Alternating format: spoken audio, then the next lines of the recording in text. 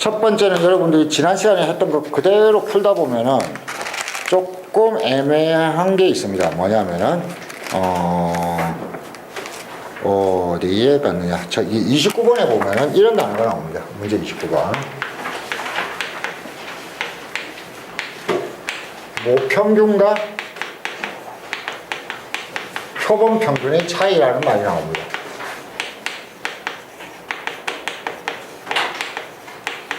자, 지난 시간에 했던 거에 이어서 한번 설명을 하자면은 우리가 실내 구간 공식은 기억나죠? 실내 구간 공식을 다시 한번 설명드리면은 모평균이 95%의 확률로 뭐와 뭐 사이냐면은 x바 플러스 z값 곱하기 루트 n분의 시그마와 x바 마이너스 z값 곱하기 루트 n분의 시그마.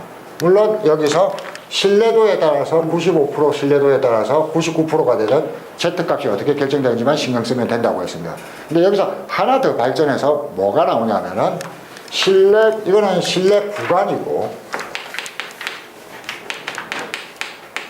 신뢰 구간의 길이, 신뢰 구간에서 끝나는 게 아니고 길이가 나오면은 결국은 뭐예요? 여기에서 이놈을 뺀 거니까 똑같은 거 없어져서 요 부분만 몇 배가 된다?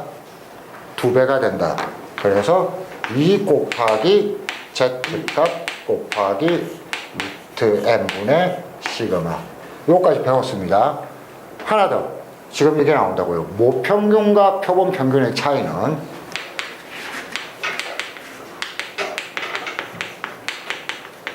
정확한 개념은 아니지만 정확한 개념을 하면 우리는 망가지니까 실내 구간의 길이와 비슷한 말이라고 생각하세요. 요거하고 똑같은데 2가 없다.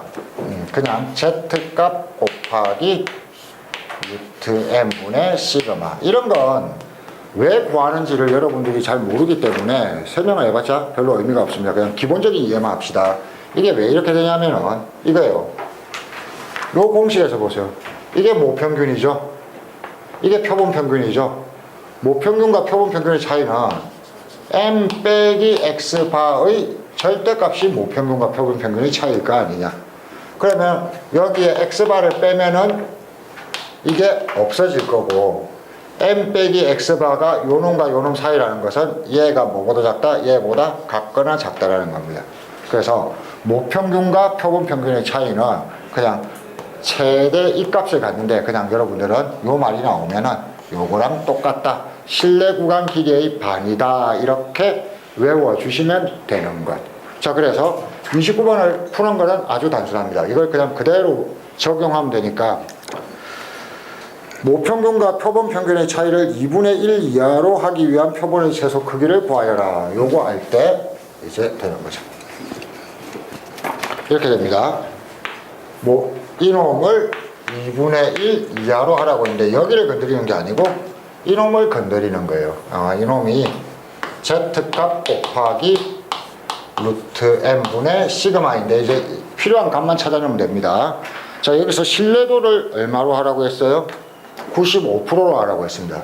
그러면 이 z값을 구해야 되는데 문제에서는 p z바가 2보다 작을 확률이 0.95 95%라고 했으니까 우리가 필요한 z값은 2로 사용하면 되겠네요. 여기가 2.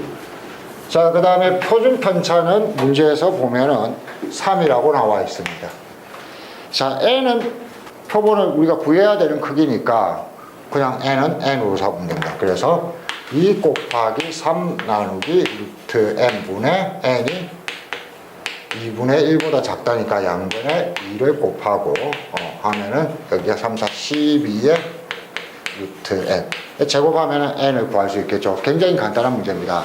자, 여기서 이제 한번 의문이 있습니다. 어떤 의문이 있냐면은 풀면은 무조건 이렇게 풀면 된다는 것만 받아들이시면 되고 여러분들이 문제를 읽다 보면은 뭔가 꼼꼼히 읽다 보니까 이상한 일이 생겨요. 잘 봐요. 여기 이런 일이 벌어집니다. 100명을 이미 추출하여 키를 측정했더니 안전키를 측정했더니 평균이 83.7, 표차가 3 이렇게 되어 있는데, 또 뭐라고 했냐면은 모평균과 표본 평균의 차이가 2분의 1 이하가 되기 위한 표본의 크기, 이런 말이 있는데, 여기서 꼼꼼히 읽은 학생들은 약간 의문점이 있을 거예요. 어떤 의문이 있냐면은, 아니 100명을 뽑아서 평균을 조사했잖아요. 그럼 이게 표본의 크기 아닙니까? 근데 이거는 또 뭡니까? 자, 이렇게 고민이 될 때도 있을 겁니다. 문제를 읽어보면. 이거는 뭐냐면은, 이 통계가 어떤 상황에서 이루어지는지를 잘 몰라서 그러는데, 여러분, 일단은 문제를 풀 때는 통계가 어떤 일이 벌어지는지 상황 같은 거 필요 없습니다. 표본의 크기 구하라고 했죠. 무조건 n이고, 이거 그 전에 나왔던 거 무시하면 되는 거야. 구하라고 한 거니까. 그렇게 하고 풀면 되는데, 근데도 선생님 저는 진짜 궁금해요. 문제 푸는 데는 도움은 안 되지만, 정확하게 얘기하면은 이 실내 구간 추정이나 이런 것들은 이런 일이 벌어지는 겁니다. 조사를 한 번만 하는 게 아니고 2번을 하거나 3번을 할 수도 있는 거예요. 무슨 말이냐면 예비조사입니다. 예비조사로 100명을 조사해봤더니 어떤 결과가 나왔어. 근데 통계적으로 뭔가를 이용하려고 하는데 마음에 안 들 수도 있잖아. 그래서 예비조사를 해봤더니 지금 이런 문제가 생기는데, 이제 다시 새로운 조사를 할 거예요. 100명을 조사했더니 정확도가 떨어지더라. 그래서 1000명을 해야 될지 2000명을 해야 될지 내가 잘 모르겠다. 2차 조사는 N명을 해야겠다. 이걸 결정하기 위한 과정입니다. 그러니까 이게 같은 결과가 아니라는 거, 이렇게 같은 조사가 아니라는 거, 이 정도만 구분해 주시면은 그 문제 푸는 데는 지장이 없을 것이다. 이거. 자, 그 다음에 여러분들이 이 문제들을 풀었다면 또 하나 헷갈릴 만한 게 모비율입니다. 모비율.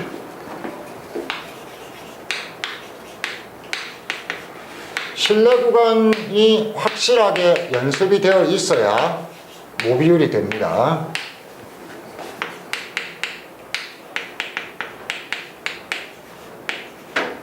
자, 모비율도 굉장히 풀이 방법이 간단합니다. 모비율이란 건 뭐냐면은, 언제 모비율 공식을 쓰자면은 이런 겁니다.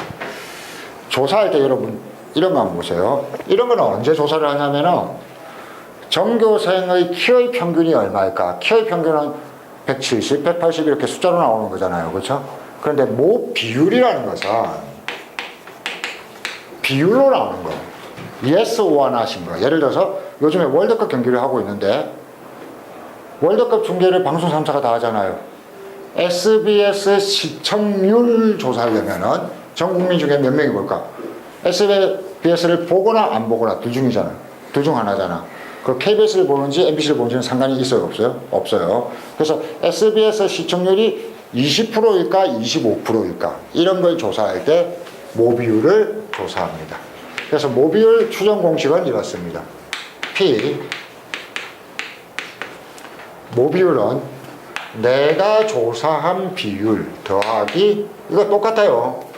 내가 조사한 값, 내가 조사한 비율, 그리고 Z값도 똑같아요. 여기만 다릅니다. 여기만 어떻게 다르냐면 루트 P hat, Q hat, 그리고 나누기 N, 표본의 크기입니다.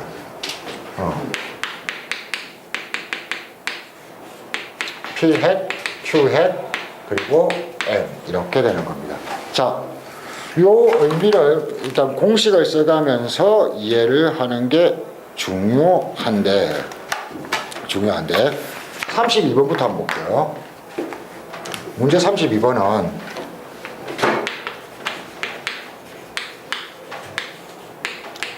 자, 실내 구간의 길이를 구하라고 했는데 우리가 이 공식을 연습하는 의미에서 실내 구간 자체를 구해 보겠습니다. 실내 구간. 자, 600가구 중 240가구가 연속곡을 시청하였다. 95%로 추정할 때 실내 구간의 길이는, 상황을 한번 보겠습니다. 우리가 조사한 결과를 볼게요. 몇 개를 조사했어요? 600개를 조사했는데 몇 개가? 240개가. 자, 이걸 비율로 바꿔봅시다. 100개 중에 몇 개겠어요? 40개죠. 그렇죠? 6, 4, 24니까. 그러면은 지금 우리가 조사한 거에 따르면은 40%가 보고 있단 말이야. 이 40%는 진짜로 전국 모든 가구가 그런지 아닌지는 알 수 없잖아. 뭐만 알 수 있어? 40%라는 거는 우리가 조사한 600개죠. 요게 표본 비율이라고 합니다. 조사한 거. 표본이라는 건 내가 조사한 결과라는 얘기입니다. 표본 평균. 내가 조사한 평균이듯이. 자, 그런데 뭐가 궁금하냐면은 내가 조사한 결과에 따르면 40%인데 진짜 비율, 전국에서는 과연 몇 프로일까? 이게 궁금한 거예요. 그래서 간단합니다. 집어넣으면 됩니다. 그걸 95%로 추정하고 싶거든요. Z값은 똑같이 구합니다. 95%의 Z값은 이 문제에서는 얼마로 나와 있다? 2로 나와 있네요. 그럼 여기 Z값 2를 쓸 거예요. 그러고 나서 공식을 넣으면 됩니다. 모비율은 뭐와 뭐 사이냐면 내가 조사한 게 0.4입니다. 더하기 Z값이 2입니다. 그리고 루트 내가 조사한 표본의 크기가 600개입니다. 그 다음에 여기가 P와 Q니까 P가 0.4예요. Q가 얼마? 0.6이에요. 그 다음에 0.4 빼기 2 곱하기 루트 600번에 0.4 0.6 요게 실내 구간. 실내 구간의 길이는 똑같습니다. 요거에서 요걸 뺀 거니까 요 놈에다가 2배 하면은 이 문제의 답이 나올 거다. 그러니까 모비율이라는 건 사실은 이 공식만 외우고 나면은 뭐랑 똑같다? 실내 구간 푸는 거하고 완전히 똑같습니다. 그럼 언제 써먹는지만 알면 됩니다. 뭐의 비율을 조사할 때 전국에 몇 명이 있을까 이런 거 조사할 때 아니에요. 전국 전교생의 점수가 얼마일까 이런 거 조사할 때 아니에요. 몇 프로가 나를 지지할까 이런 거 조사할 때 몇 프로가 시청률을 볼까 퍼센트가 궁금할 때 이걸 쓴다 이겁니다. 자, 여기서 근데 여기서 약간만 이 표본 비율 P-햇에 대한 설명이 조금 필요합니다. 여러분 요 부분 있잖아요. 요 부분 루트 n분의 시그마 오늘 배운 데 따르면은 표본 평균과 관계가 있는 놈이에요, 없는 놈이에요? 있어요. 이게 뭐였어요? 표본 평균의 표준 편차가 이놈이었잖아요. 이게 전혀 다르지 않습니다. 이게 이놈의 표준 편차입니다. P-햇의 표준 편차. 요걸 조금 이해하는 문제가 수능에는 많이 나올 것 같지는 않지만 여러분들 내신이나 교과서 문제나 문제집 문제는 굉장히 많이 등장할 가능성이 높습니다. 수능에서도 안 나온다는 보장은 없어요. 왜냐하면 모비율이 도대체 뭔가를 정확하게 이해하느냐를 묻기가 좋습니다. 만일 통계에서 고득점으로 낸다면 충분히 낼 수 있는 문제. 자, 어렵지는 않습니다. 여기서부터는 이제 어드밴스드 코스니까 살짝 생각을 해보세요. 조금 전에 한번 보세요. 600명 중에 몇 명이 본다고 했다? 몇 명이 TV를 본다고 했다? 240명인데 240명이 진짜 꼭 240명일 필요가 있습니까? 없습니까? 없죠. 600명 중에 X명이 본다고 합시다. 그러면은 우리가 이항분파할 때 했어요. 600명을 뽑았는데 운 나쁘면은 몇 명? 빵명. 운 좋으면 몇 명? 600명 다 볼 수도 있어요. 이 X가 무슨 분포를 하게 되냐면은 이항분포를 하게 됩니다. 그리고 몇 번 시도해요? N번, 600번. 그 다음에 시청률이 얼마예요? 자, 진짜 시청률을 우리가 모르니까 P라고 해봅시다. 말하자면 한 30%가 보고 있다. 그러면 어떤 한 명을 찍었을 때 이 사람이 보고 있을 확률이 얼마? 30% 이렇게 되는 거죠. 그래서 여기가 P가 되는 거예요. P. 자, 이렇게 했을 때 요거하고 완전히 똑같은데 요거하고 600명 중 X명을 말을 바꾸어서 시청률로 고치게 되면은 내가 조사한 이게 표본 비율입니다. 표본 비율은 계산이 어떻게 되냐면은 X를 뭘로 나눠? 600으로 나눈 게 되죠. 자, 그러면은 모비율의 평균은 뭐가 돼요? 이놈의 평균이랑 같죠? 600분의 x랑 같죠? 그러면 x에 대한 1차식의 평균이죠. 1차식의 평균은 600분의 1 2x랑 같죠. 그 다음에 x가 이항분포하기 때문에 여기 2x는 어떻게 돼요? 600분의 1 곱하기 2개 곱한 거 600 곱하기 p랑 같아지니까 뭐랑 같아져요? p랑 같아집니다. 그래서 이거 뭐 대단한 거 아닙니다. PS라는 게 이항분포하는 x를 크기로 나눈 거기 때문에 x에 대한 몇 차식? 1차식. 그래서 PS의 평균은 뭐가 되더라? 결론적으로 P가 되더라. 그래서 결론 하나 얻었어요.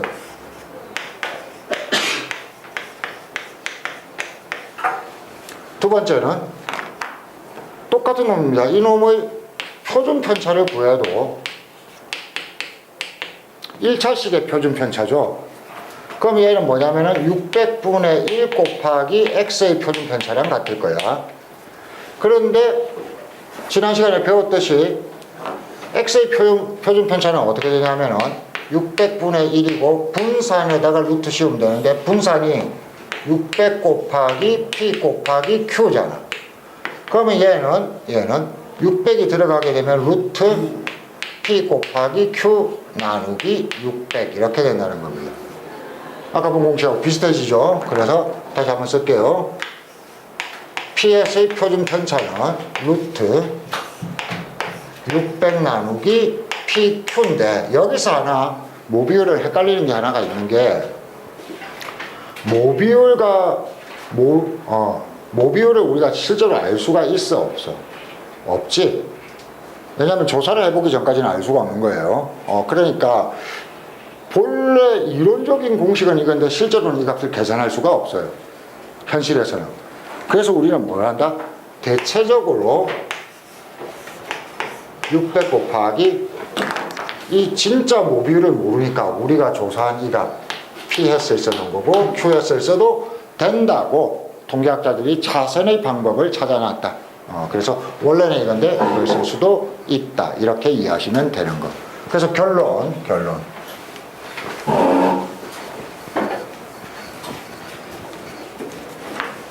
모비율 P햇이라는 놈이 있는데 이놈은 내가 만일 평균을 구해야 된다면은 어떻게 하면 된다?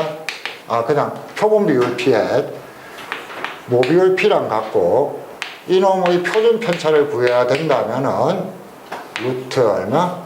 표본의 크기분의 PQ도 괜찮고 P햇, Q햇도 괜찮다. 이것만 정확하게 기억해 주시면 되는 겁니다. 그러다 보면 다시 한번 이 부분을 잘 기억하면은 여러분 모비율의 실내 구간 추산 공식이 쉬워져요. 모비율의 실내 구간은 어떻게 돼요? 내가 조사한 값 더하기 Z값 곱하기 여기 부분이 뭐 대단한 게 아니고 요 놈의 표준 편차가 들어가면 되는 겁니다. 그래서 루트 n분의 P햇, Q햇. 그러면 이쪽은 중간에 부호만 바뀐 거 이렇게 하면 끝. 이게 실내 모비율입니다. 자, 그러다 보니까 요걸 가지고 푸는 문제가 31번이죠. 31번을 보시면은 이렇습니다.